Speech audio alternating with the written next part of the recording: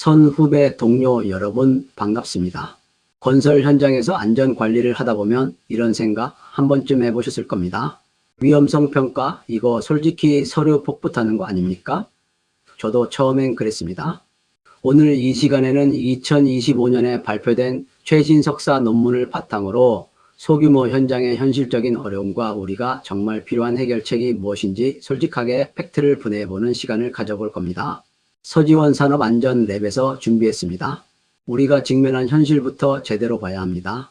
건설업 전체 사망사고의 약 70%가 공사비 50억 미만의 소규모 현장에서 발생합니다.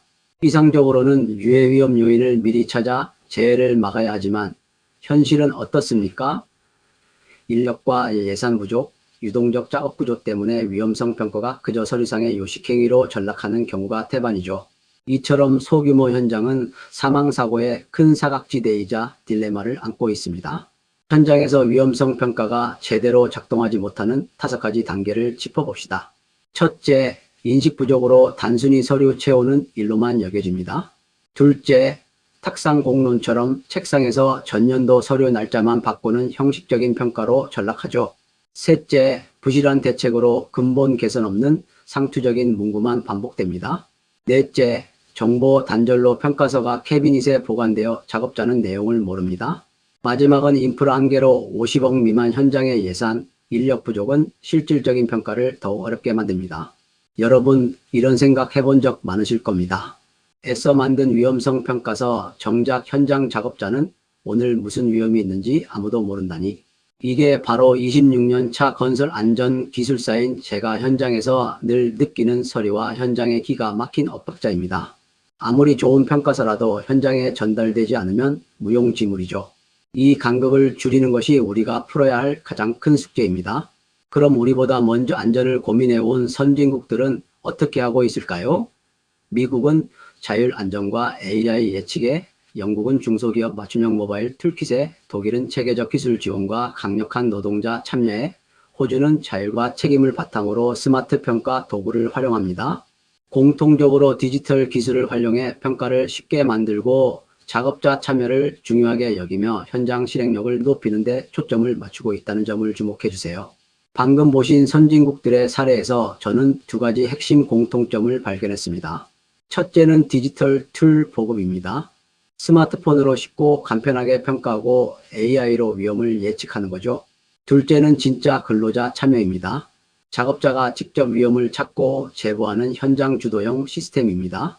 이 2가지가 만나면 어떻게 될까요?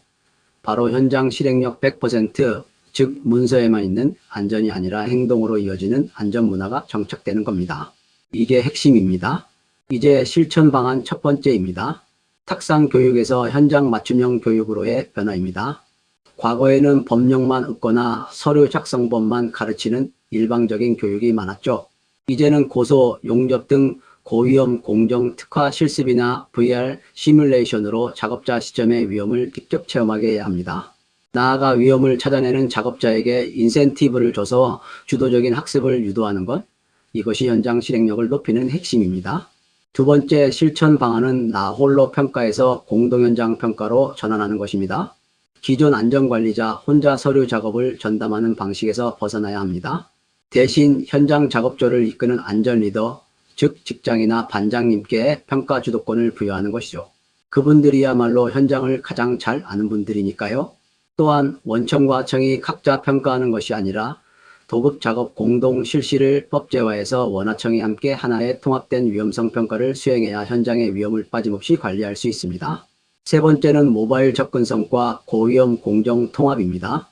공고함이나 휴게소에 QR코드를 부착해서 누구나 스마트폰으로 오늘 작업의 위험 정보를 즉시 확인하고 위험을 실시간으로 제보할 수 있게 해야 합니다.